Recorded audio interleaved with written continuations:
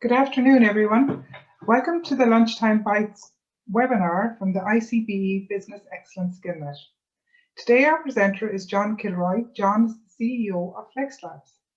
FlexLabs' mission is to help training professionals advance their career in digital learning through accredited online courses and innovative design tools.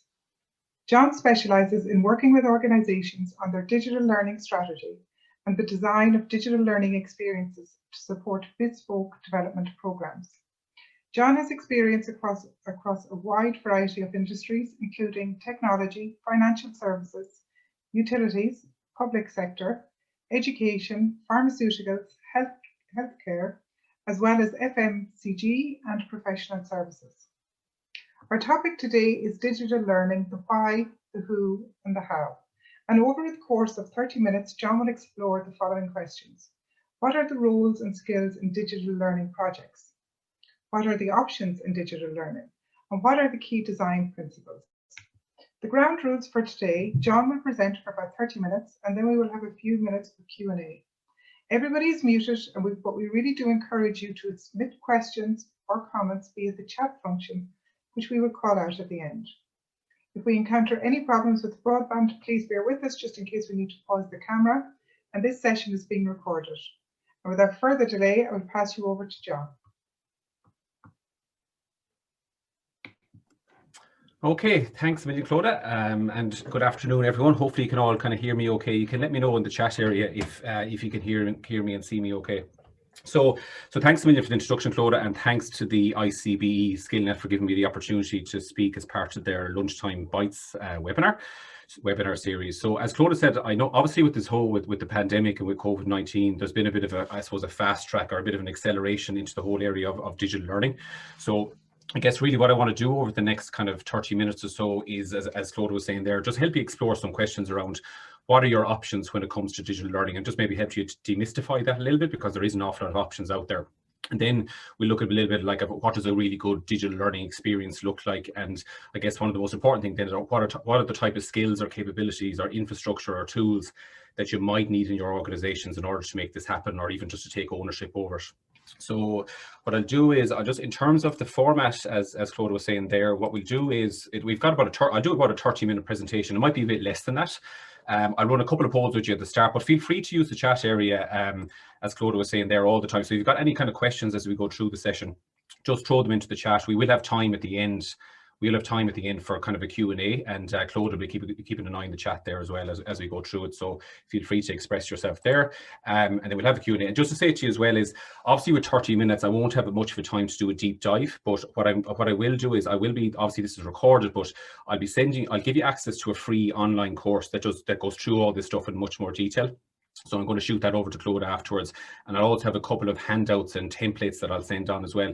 And just to say to you, like particularly on the tools, because I won't have time today to go through all the e-learning tools, and it's a bit of a minefield anyway, to be honest with you, but I will send you a handout that kind of breaks down all the different tools for different areas, if that's okay. So just bear that in mind. Don't put yourself under too much pressure today to try and get kind of everything from the session, if that's okay. Okay, so we might start with a couple of quick polls, if that's okay. And I'm still admitting people into the room here, so just bear with me. So I'll just throw the poll just to get a bit of a sense check of who we have in the room, if that's okay. So I'm just going to throw this up.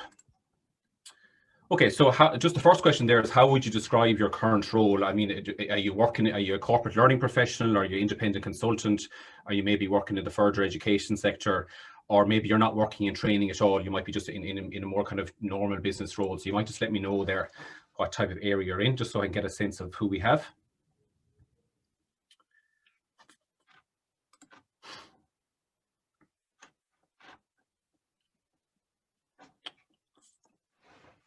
Okay, I'll just give you a second there.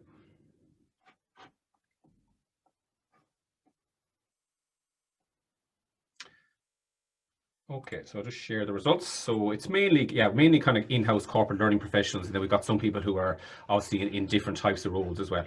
Okay, super. Let me just do a couple of quick other ones with you, if that's okay.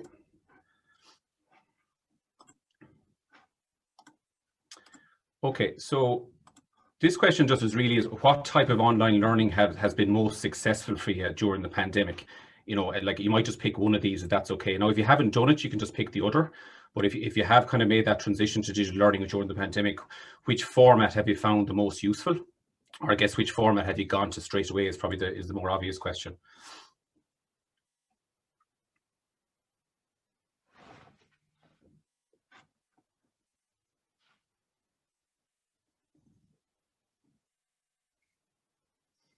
So virtual classroom videos, off the shelf, so that might be content that you purchased. Curated content, it tends to be content that's already kind of freely available online. Bespoke e-learning, blended learning. And don't worry if you're not sure, you can just press the other, that's okay as well. Okay, so I'll just share the results there. Okay, so most people have gone to a little bit like what we're in now, the kind of the virtual classrooms or the webinars, and probably, you know, that's to be expected, guys, because that's the easiest transition that you can make, because it's still happening in real time. It's still facilitator led, and most organizations, when I suppose when you're transitioning from the classroom, the virtual classroom is probably the right step to take at the start.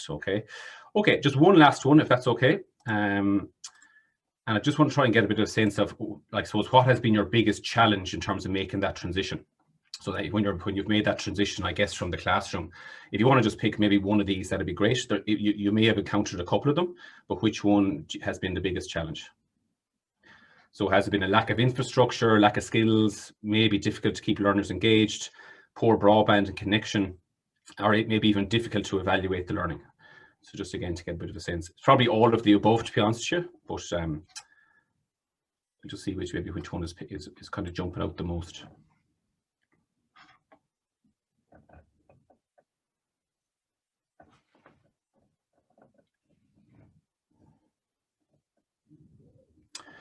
Okay, let me just share that as well.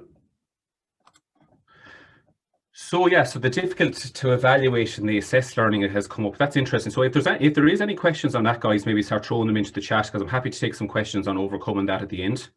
Into the poor broadband, and that's probably the one that gets neglected the most in terms of the broadband capability of the learners, or even the trainers themselves. I've encountered that with a huge amount of trainers as well.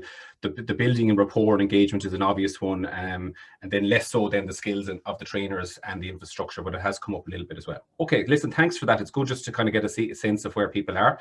So I'm just going to close that down, if that's okay, and we'll flick into it then. Right, okay. So what we'll do is, the way I've kind of broken this down, I'm going to start off by kind of looking at the options for digital learning and just give you a bit of a sense of what they look like. And then I'll give you some tips around design principles, and then maybe just some tips at the end in terms of getting started. So I'll keep this pretty high level because we have the 30 minutes, but just be conscious I will be sending on some further information afterwards as well. Okay, so in terms of trends, I mean, in the lead up to, I suppose, COVID-19, maybe over the last kind of 5 or 6 years, we have been kind of seeing this transition kind of away from that kind of trainer-centered, classroom-based kind of formal push model, where I suppose training and development was quite structured and people were coming to classroom sessions, and we were seeing this transition into much more of a kind of an informal, anytime, anywhere, much more of that pull model. And really what this transition looks like is that there's probably more ownership now on learners or students to take ownership over their own learning. And I suppose as trainers and facilitators now, it's kind of like, okay, how do we facilitate that, and how do we motivate them to do that? And I guess since COVID hit now, that whole thing has just been fast tracked, and we're in a situation now where we probably do need our learners and our participants to engage much more in self-managed learning. And that's probably been the biggest transition that we've been seeing over the last few months. Obviously we have the virtual classroom session, but what makes a really good virtual classroom session is probably the quality of the self-managed learning that happens around it. So we'll probably take a bit of a look today in terms of what, how do you, I suppose the question is, how do you drive engagement in self-managed learning, and how do you continue to build rapport with learners when you don't get that, maybe that face-to-face time that you might have got with in the classroom. Okay, so just to start off, this is always kind of useful just to set the scene. So these will be the typical roles that you might have in an e-learning project, whether you're doing them in-house or whether you're doing them as part of an outsourced model. So you'd have the budget holder. Project management is probably one of the big skill sets that's going to emerge now in learning and development, because I guess when you're trying to design and develop classroom training, you're working towards a day, whereas when you're trying to build content, it's more of a project. And a lot of learning and development professionals now will need that project management expertise in terms of dealing with stakeholders and trying to keep everything on track. Then you got the subject matter expert, which is the person that has expertise in the content, and that they're not necessarily trainers. They may also be someone working in marketing or finance. And then you have the instructional designer, the developer, and the moderator. So I'll just touch on each of these, but again, I will send you on kind of more details on these. But the instructional designer is probably the person that works with the subject matter expert to kind of map out the flow of the digital learning or the e-learning experience. And it's a really crucial role. And it tends to be the role that gets neglected, particularly when you make that transition from the classroom. There's a tendency to take the slides or take the manual and just lob it up online, which results in kind of like a passive learning experience and low levels of engagement. So it's a really important, I suppose, role in terms of the instructional designer being able to work with an SME and particularly being able to chunk down content and break it down into bite-sized pieces and then being able to map it out. And the biggest pain point you're going to see, particularly in organizations, is working with SMEs, because to be fair to SMEs, it may not be the day job. So from their perspective, it might be just, just cover it. Like give it to them and that's it. Whereas an instructional designer needs to be able to manage expectations around that, and I guess work with an SME to make sure they have a really good learning experience. The developer then tends to be the person that brings it to life. So they tend to work with a tool, whether it's an authoring tool or whether it's an LMS, whatever it might be, to create the content. And one of the biggest roles then that's merged, particularly I've noticed this over the last since COVID came in, is this role of the moderator. So when you go live and when you start rolling out your e-learning course, or whether you're running a virtual classroom session, who's managing the process? Who's keeping in touch with participants? Who's sending them on links? Who's the person that deals with questions as they're coming in? And that's a role that you really need to be thinking about as well in the team. Who's our moderators? So now you might find when you're doing this, one person might be wearing multiple hats.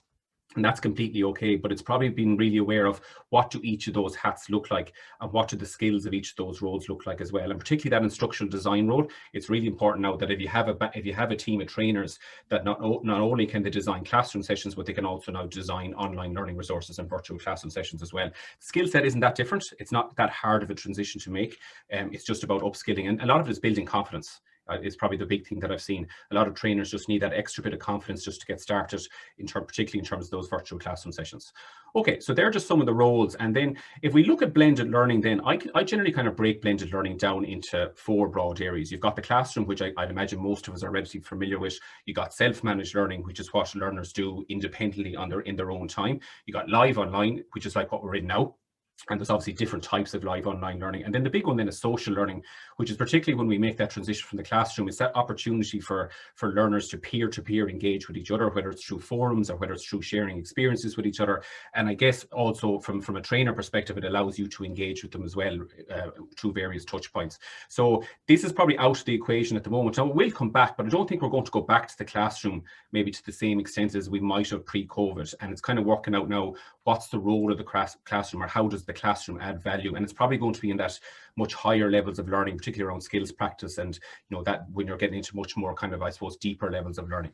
Okay, so what I'll do is I just quickly look at each of these, and I know I'm kind of quickly going through this, guys, but I will allow time for questions at the end, and I will send you on some stuff on it. But the live online tends to be broken down between either a webinar or a virtual classroom session. And the reason I'm putting this up here, it's really important that from a learner perspective and from a trainer perspective, you distinguish between the two. So what we're in now is a webinar, which is me literally much in presentation mode.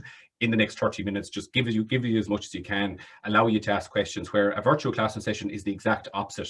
It's smaller groups, it's much more experimental, it's less about content and more about context, and it's used as part of an overall learning program, whereas a webinar is an isolated session. Okay, it's generally not part of a learning program. And I think one thing we need to be careful of when we're getting into digital learning is that we brand things properly. So when a learner comes onto a webinar, they know what they're going to experience, but when I come onto a virtual classroom session, I know that I'm going to get a completely different experience to that as well. And I will take a quick look at what this looks like later as well. Self-managed learning then, I mean, this is a pretty broad area because there's an awful lot of different types of self-managed learning. I'll just touch on a couple of them now. I won't go into too much detail, but an e-learning course is kind of your classic kind of 15 to 20 minutes multimedia resource, where there's kind of set learning objectives. There's, participants get access to loads of different types of content. It might be video, on-screen text, and generally they're doing kind of mini exercises as part of that. So that's really where you want to make sure that your learners understand a concept or understand a piece of knowledge, whatever it might be. Then on top of that, then you'll see a kind of a big shift towards the use of video. So instructional video tends to be your subject matter expert or your trainer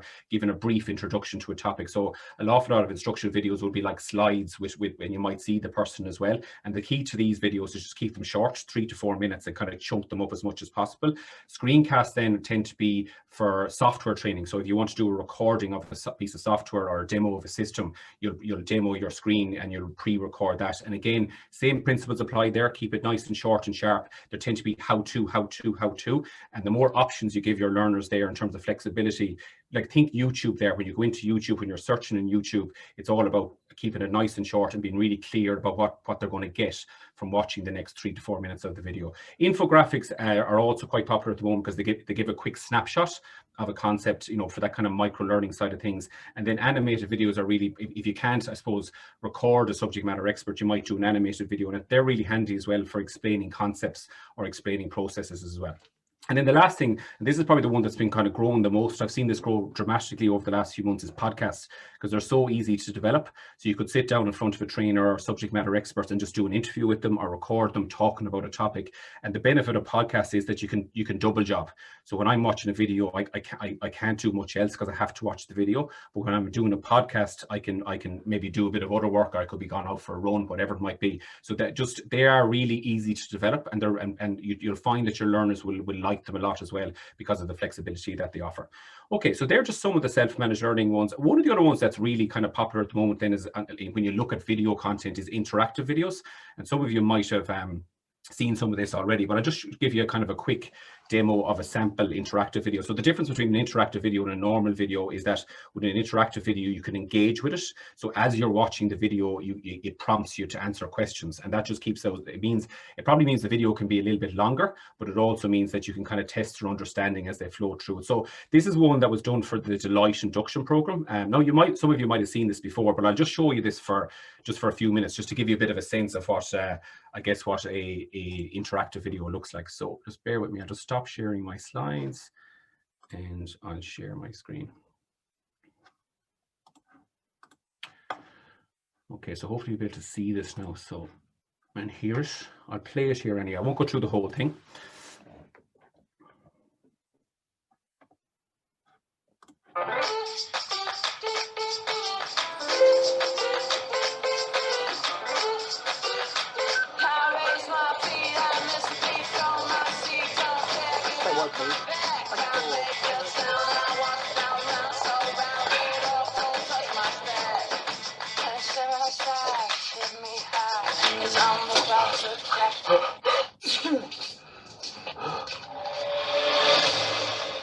Okay, so what do you do? So maybe keep quiet.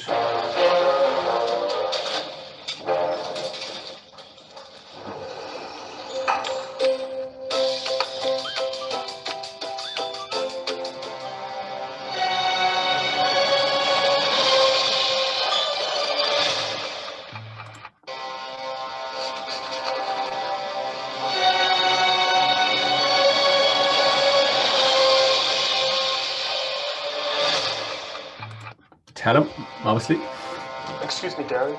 I spilled something on your jacket. Sorry.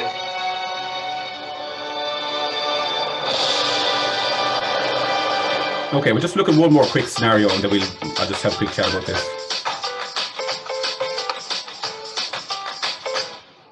Hey man, so it's Sonia's birthday today and we're all putting in to get her a present, but we don't know what to get her. So I was thinking, why don't you grab her a coffee, go into her office and see if you can find any clues as to what she likes. Do you reckon you can do that?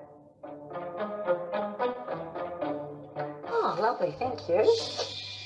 How's it going here so far? Good, thank you. All good?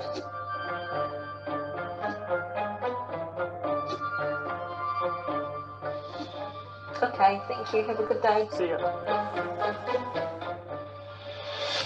Okay, so what do we get her? Maybe something for the dog?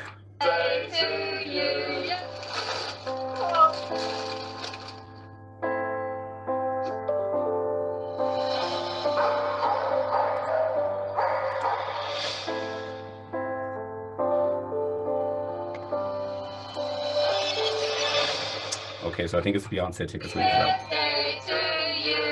Oh, brilliant.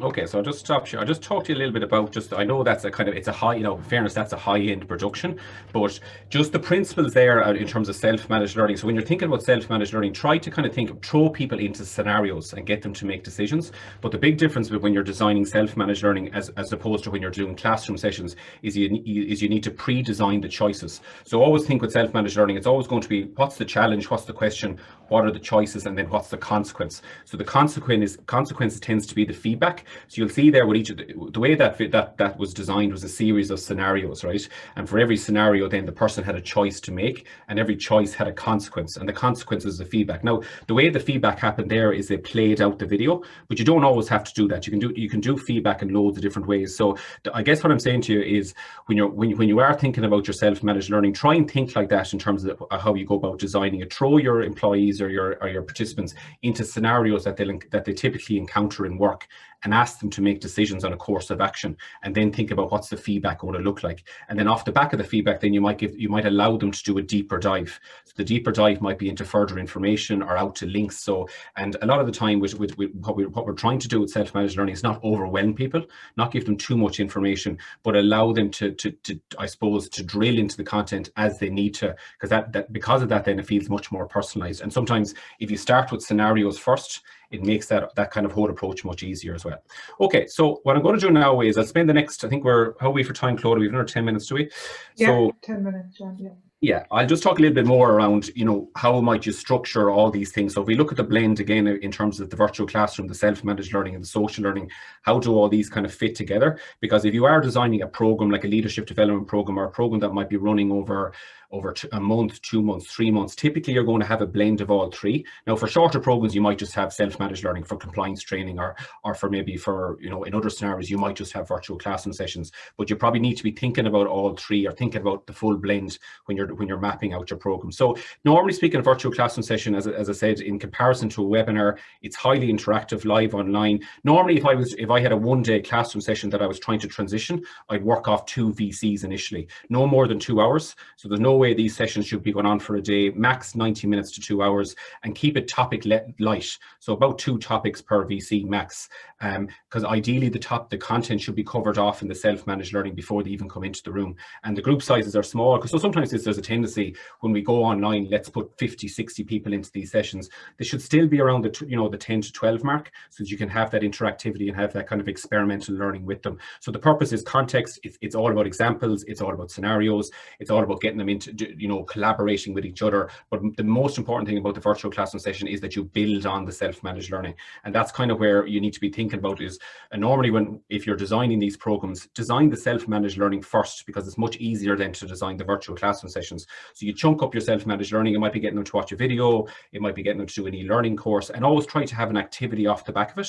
And even ideally then off the back of that activity, get them to share it with their peers, because you might be thinking, how am I going to get people to do the self-managed learning? But if you create visibility, then you're going to get huge engagements. And that's kind of where the social learning piece comes in. So the more you get your learners to share experiences, to share exercises, to share questions with each other, the more engagement you're going to get in the self-managed learning. And it'll start to create that community online, which allows you then to give feedback, which is the big thing. And that's kind of what I talk about when we talk about social learning, is to what extent can we get people to ask questions before they come into a virtual classroom session? To what extent can we get them to share reflections? To what extent could we do the assessment and all that evaluation and that feedback and that debriefs as part of the social learning as well? Because the other thing you'll probably see as well, when you do these virtual classroom sessions, you don't have time for major debriefs. For, if you're doing a role play, it's hard to debrief a role play. You don't have the time.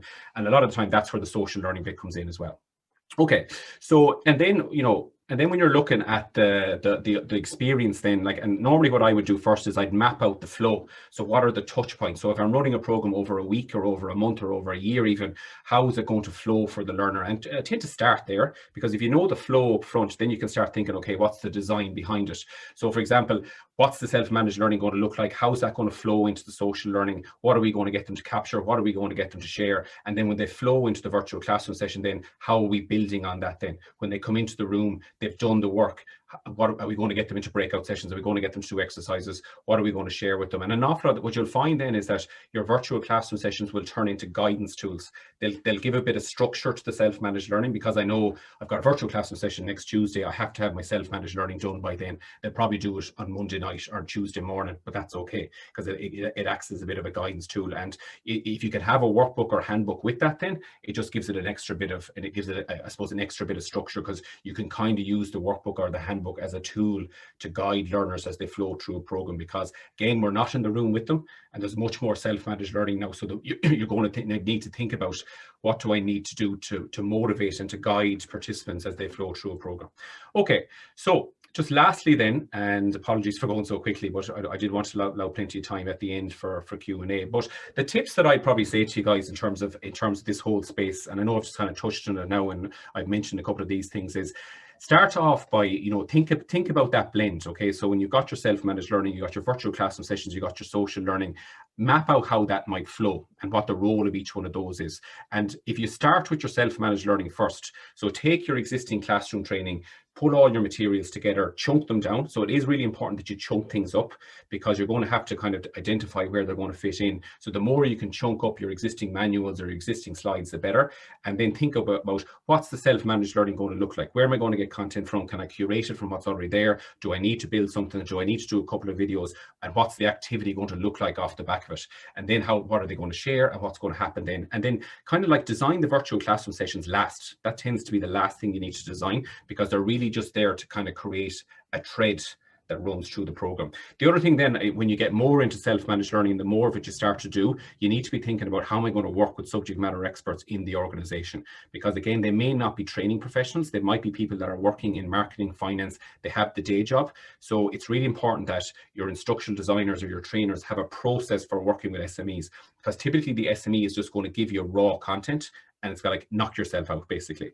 And as an instructional designer, you need to be able to think, okay, how can I work with an SME to get them on board? How can I show them around what do I need the content to look like? How can I talk to them about learning objectives, about scenarios, about exercises? And that, if you can get that in place, these projects tend to work quite smoothly then. But it is the biggest pain point when you get into self-managed learning. Working with SMEs is the pain that you're going to have to try and work with. And then the other thing then is obviously building the internal capability of your team. If you have an in-house training team, to what extent do I need to upskill them on moderation, on development and using tools like your Articulates or whatever they might be, but also on instructional design as well. So to what extent can they now design, they can design classroom sessions, but to what extent can they design e-learning courses or self-managed learning? And the last thing then as well, and some of you probably have, the likes of your learning management systems and all the infrastructure and tools that you might need to roll it out. Microsoft Teams has obviously been really useful at the moment. Slack, all these tools. There's tons of tools out there. I don't have time today to get into all of them, but probably the core tool then is your LMS or your learning management system, because that's what you're going to use to track whether people have done things or not. So I'd imagine a lot of you already have a learning management system. You've been using it up to now, and then obviously it's probably thinking about, how can I use my LMS now to do other things like collaboration and the social learning piece and all that kind of stuff. So they will be some of the, I suppose, initial maybe things to consider when you're making the transition. Right. Okay. So I'm going to email this course on to you. It's about maybe 15 minutes. It goes into much more detail in everything that I've just covered today. So I'll shoot it over to Claude afterwards, and it can be made available through the ICBE website or whatever way they want to do it. And that'll just maybe allow you to do a bit of a deeper dive, because I'm conscious I've had to fly through that there. All right. Okay. So I'm happy to stop now and take some questions. Very good. John, thank you.